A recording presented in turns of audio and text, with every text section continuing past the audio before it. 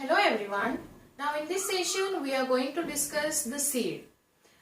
We already have seen in last session that ovules can turn out into the seeds. So today we are going to deal with the seed, means now fertilization has completed and fertilization के बाद now it's a time for the seed formation, and how exactly this ovule is turned into the seed that we have to discuss today. So first of all,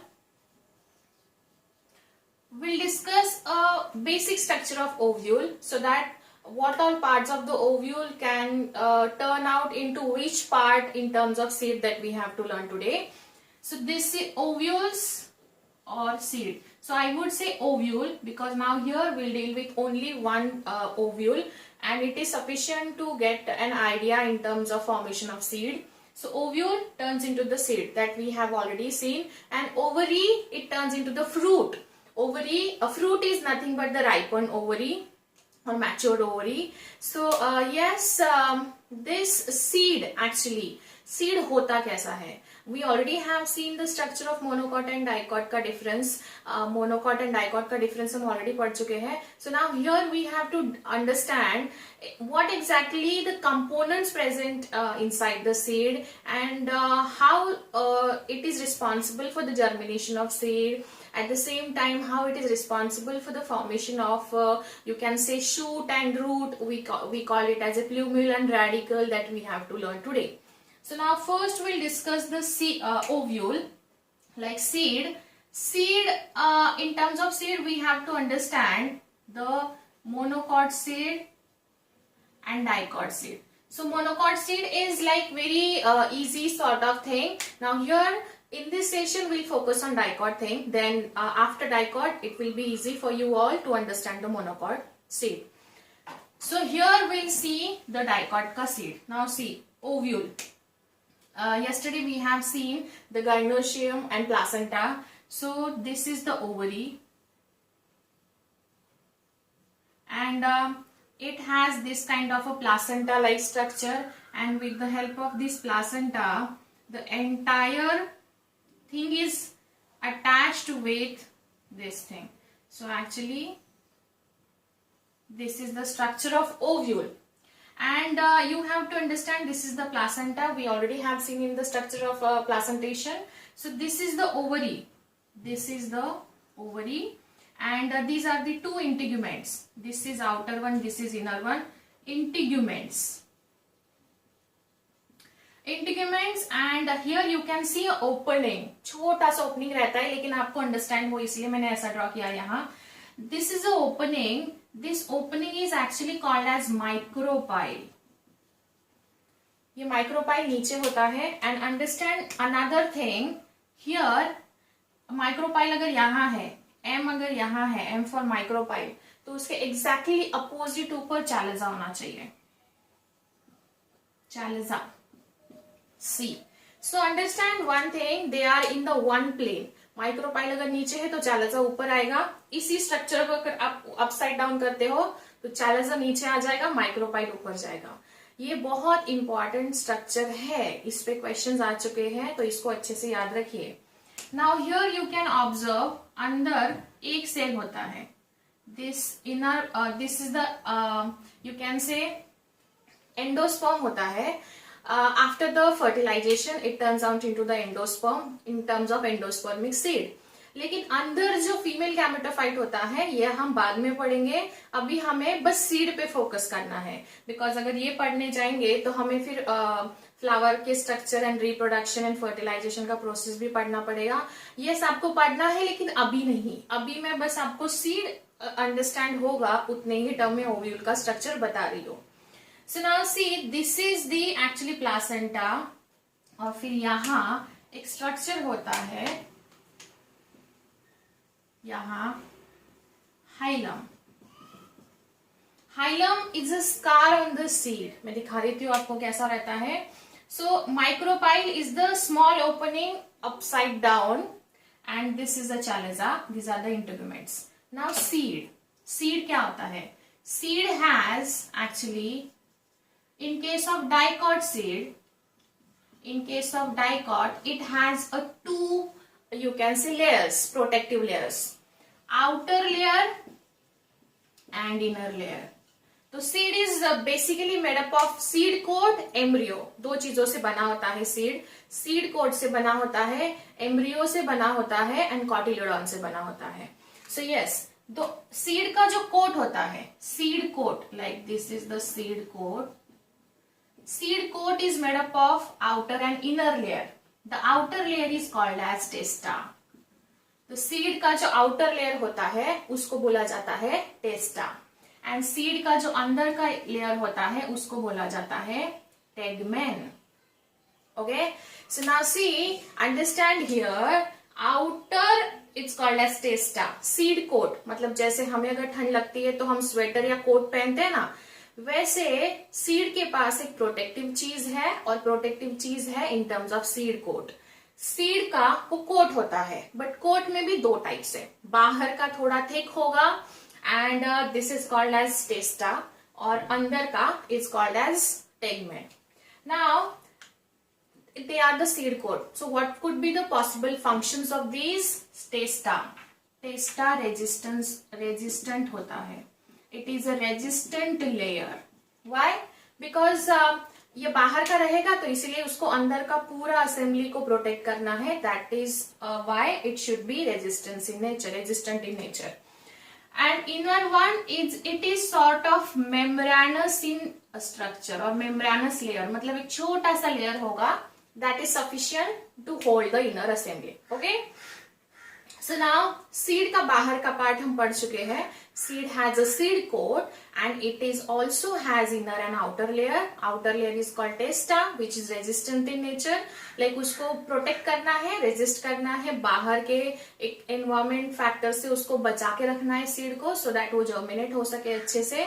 And tegment, it's a inner one but it's a membranous layer. Okay, so ये थोड़ा thick होगा, that is a thinning layer. But then अभी ये question मुझे आपसे पूछना है, ये जो ओव्यूल है, ओव्यूल में से कौन सा पार्ट है that should be convert into the seed coat. Now always remember, ये जो इंटीग्यूमेंट है ना, ये integument is actually converting into the seed coat. ये बाहर का जो इंटीग्यूमेंट है, this is the outer one.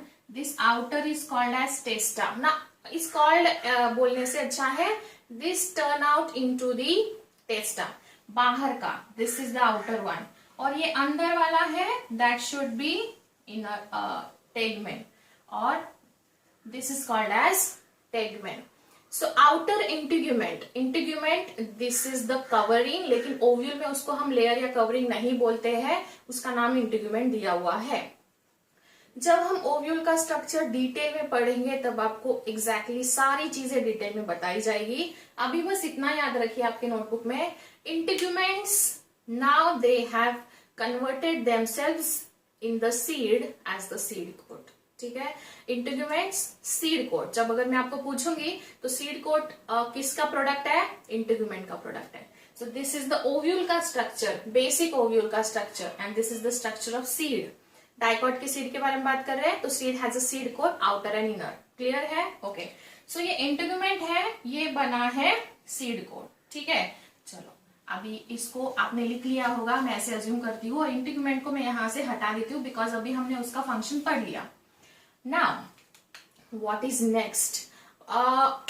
The seed generally has a scar on it. मेरे पास अभी यहाँ ये भी है, सीड्स भी है मेरे पास. अगर आप देखोगे घर में कोई भी सीड देखोगे तो देखो ये सीड जो है इस पे स्कार होता है.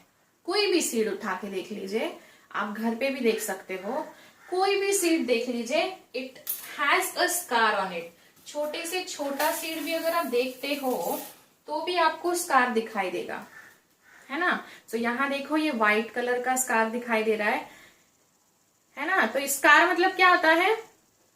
जैसे हमारे स्किन पे होता है या हमारे बॉडी पे कहीं हो सकता है स्कार. तो देखिए ये स्कार है, this is the scar. Even इस पे भी होगा लेकिन ये इतना विजिबली नहीं दिखेगा आपको. लाइक सी, यहाँ भी अंदर एक स्कार होगा. सो दिस इज द स्कार. और ये स्कार जो होता है ये कौन सा पार्ट होता है फ्रॉम हियर? तो scar is called as hilum. This hilum is represented as a scar when ovules turn into the seed. ठीक है, तो ये जो हाइलम है, this has become the scar in the seed. So ये हो गया स्कार. फिर उसके बाद अभी हमें पढ़ना है हाइलम के, जस्ट देखिए अभी ये हाइलम है, हाइलम अभी ये सीड बन चुका है, this is a complete seed. And ये फ्रूट है, फ्रूट के अंदर सीड है, ओवरी फ्रूट बनेगा ना, सी ओवरी फ्रूट बनेगा. एंड ये जो ओव्यूल है अंदर का, that is actually the seed. So ये जो है यहाँ माइक्रोपाइल, सो हाइलम का एक स्ट्रक्चर होगा. अभी मैं इसको इरेज करती हूँ, याद रखिए हाइलम इधर है, माइक्रोपाइल इधर है, चालिजा इधर है. So now here I am drawing the structure of dicot seed. So dicot seed का स्ट्रक्चर ऐसा होगा. So dicot means it should be having 2 cotyledons. इसमें कितने कॉटिलिडॉन्स होने चाहिए? 2 कॉटिलिडॉन्स होने चाहिए, जो हम ऑलरेडी बेसिक कोर्स में पढ़ चुके हैं. ओके, सो नाउ सी, ये डाइकॉट मतलब द डाइकॉट सीड हैज, हमने क्या पढ़ा अभी, dicot seed has a seed coat, उसमें आउटर इनर पढ़ लिया. Then the seed has seed coat, पहला उसका बाहर का assembly. Then next it should be also holding the embryo. Seed के अंदर एक एम्ब्रियो होता है जो कि जर्मिनेट होगा, एम्ब्रियो होगा. And embryo actually it has a embryonal axis. Embryonal axis matlab this is the embryonal axis, and this seed is also having a cotyledon. This seed is having a 2 cotyledon. Now understand one thing. Once a seed has a seed coat, embryo and 2 cotyledon. ठीक है, if it is in terms of dicot seed, अगर monocot होगा तो 1 cotyledon होगा. Now see, ये dicot, हम ये क्या हो गया, these are the cotyledons. अभी क्या होगा, नाउ हियर आपको यहाँ थोड़ा सा ध्यान देके पढ़ना पड़ेगा. This is embryonal axis, embryo है ये, embryonal axis and embryo. So यहाँ आपको अंडरस्टैंड करना है. Now this is the node, this is the first node of the stem. आपको लाइक यहाँ से नीचे वाला पार्ट होगा, that will be responsible for the root formation. यहाँ से ऊपर वाला पार्ट होगा, that will be responsible for the shoot formation. So now this is called as node. ये उस स्टेम का पहला नोड है, ठीक है. और this is the part, ये उसका ऊपर का पार्ट है.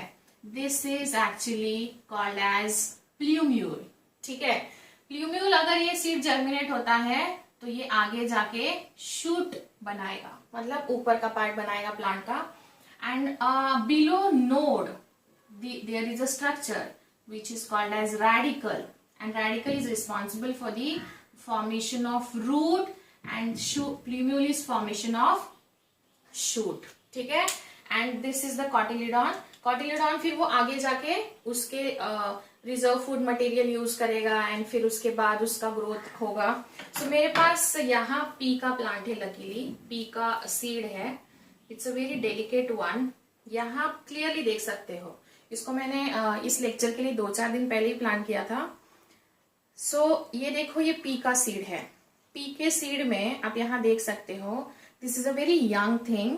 एंड यहाँ से देखो नीचे से रूट आया है. सो यहाँ क्या रहा होगा, यहाँ रेडिकल रहा होगा नीचे. एंड देखो सीड के ऊपर वाले पार्ट से क्या आया है, शूट आया है. देखो उसके लीव्स दिखाई दे रहे हैं आपको, ये पी है, पाइसम सटाइवम.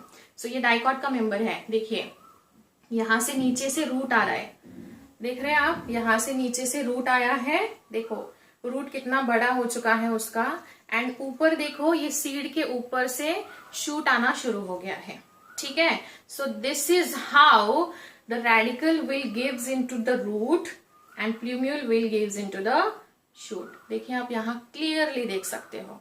ठीक है, सो दिस इज एक्चुअली, अगर मैं इसी डायग्राम को यहाँ आपको रख दूं कंपैरिजन करने के लिए, तो यहाँ देखिए ये जो है, ये यहाँ नोड रहा होगा. ठीक है, इस नोड के नीचे रेडिकल है, तो ये रेडिकल रूट में आएगा.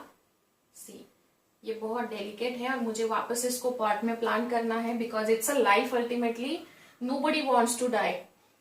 इसको मैं रेडिकल में कन्वर्ट हुआ है और ऊपर का प्लूम्यूल जो है वो शूट में डेवलप हुआ है. फिर अगर इसको वापस प्लांट करेंगे तो ये ग्रो होगा अच्छे से. एंड देखो सीड एज इट इज है, सीड वैसा ही है, बस उसके पार्ट्स ग्रो हो रहे हैं. ठीक है, समझ में आया आपको? Okay, so now here it is. So this is actually the node, जहां जैसे हमने यहां भी देखा ये नोड है यहां, और इस नोड से रेडिकल से रूट आया है और ऊपर का प्लूम्यूल से शूट आया है. So yes, this is how the dicot seed is there. This is the plumule, ऊपर शूट फॉर्मेशन होगा, नीचे रूट फॉर्मेशन होगा. क्लियर है? इससे काफी क्लियर रहा होगा आपका अंडरस्टैंडिंग, एंड ये कभी भूलोगे भी नहीं आप. ठीक है, सो नाउ एम्ब्रियोनल एक्सिस मतलब this is the embryonal axis. ये है एम्ब्रियोनल एक्सिस, एंड वो एक्सिस पे दो चीजें होती हैं. These are the two cotyledons. मैं लेवल यहां आप कर सकते हो.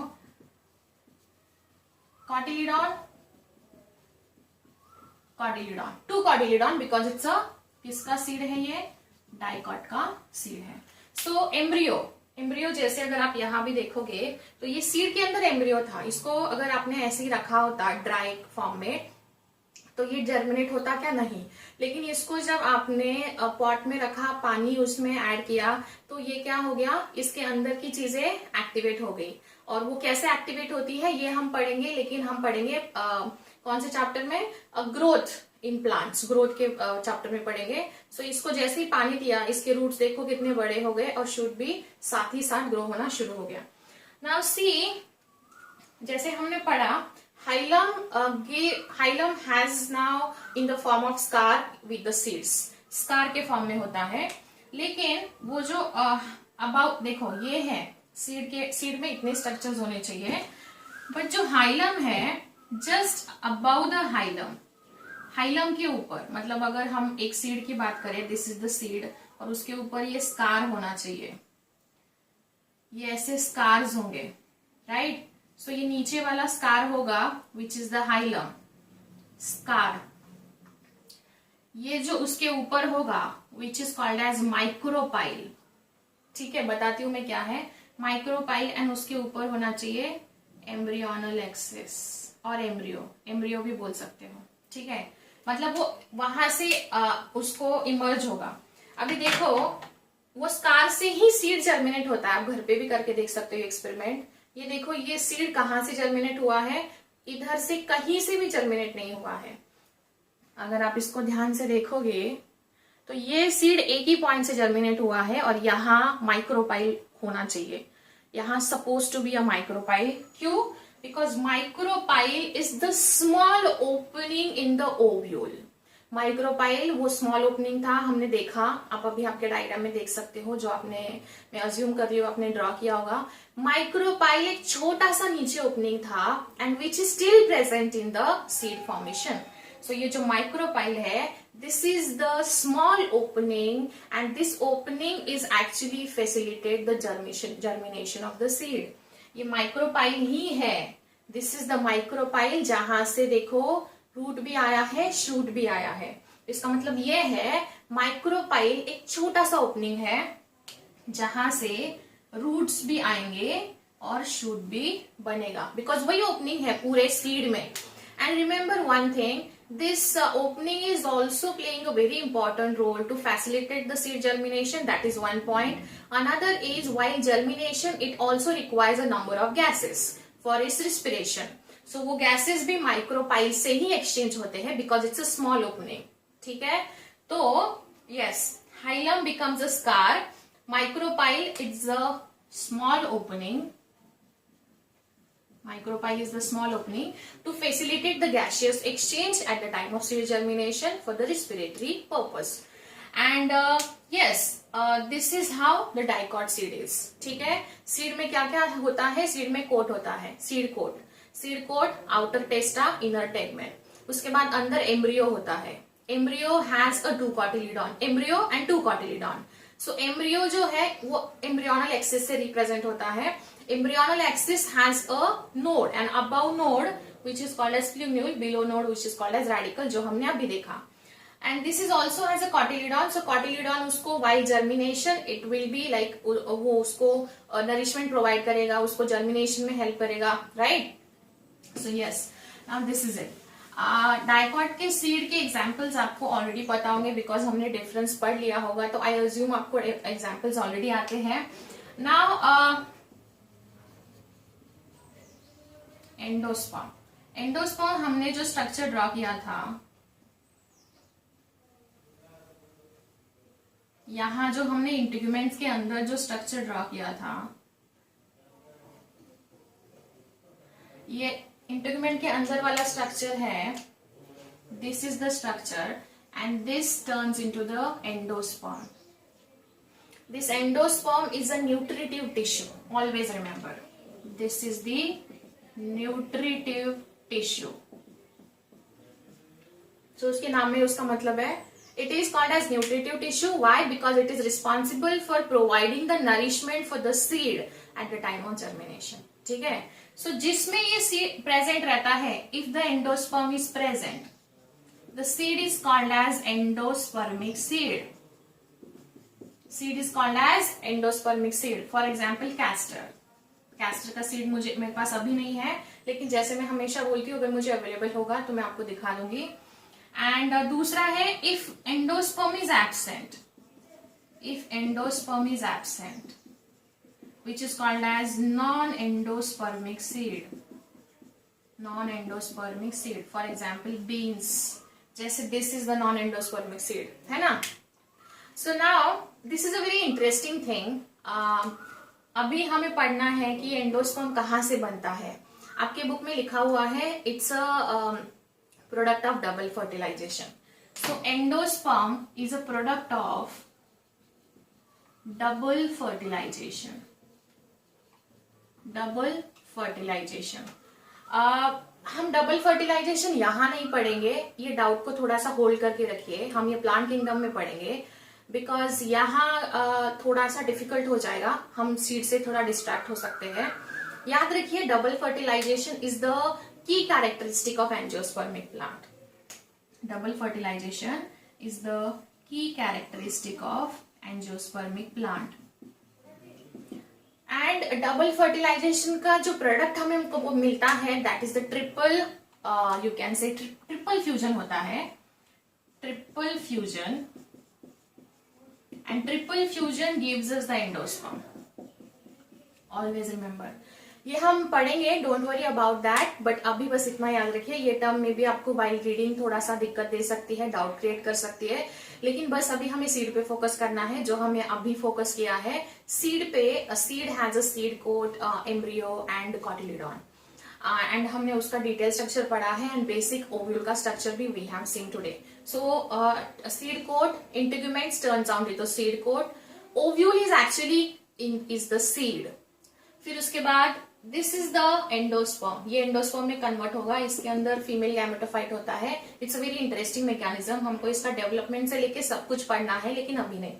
सो this is endosperm, these are the seed coats. और यहाँ जो हाइलम होगा, यहाँ जो एक जैसे यहाँ एक हाइलम जैसा स्ट्रक्चर था, which is actually the scar, और about the hilum here is the micropyle, and ऊपर होगा चालसा. ठीक है, हर एक का एक रोल होता है और वो बहुत अच्छे से प्ले करता है. So yes, now this is how the seed of dicot is. If any doubt let me know, and we'll see in next session, that is the monocot seed.